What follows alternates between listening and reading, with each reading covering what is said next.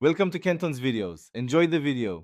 In this video, I will explain how to use KuCoin for beginners. First, you will need to create an account, which is a straightforward process using your email address or phone number.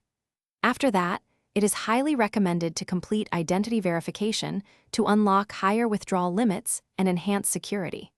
Finally, always enable two-factor authentication for an extra layer of protection, safeguarding your digital assets from unauthorized access. This initial setup takes only a few minutes.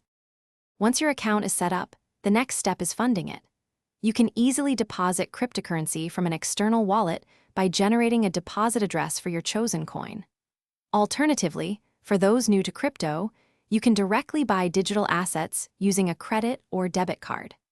KuCoin also supports various third-party payment providers for fiat deposits, offering several convenient options to get started with your trading journey on the platform. With funds in your account, you are ready to trade. First, transfer your assets from your main account to your trading account. KuCoin offers various trading options, including spot, margin, and futures. For beginners, spot trading is often the best starting point.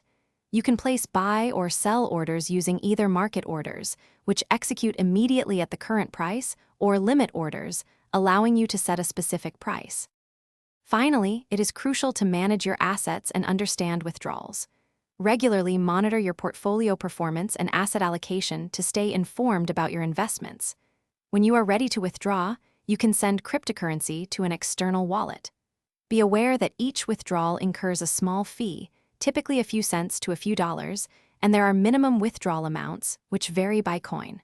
Always double-check the address before confirming. Thanks for watching. Consider subscribing if we helped you.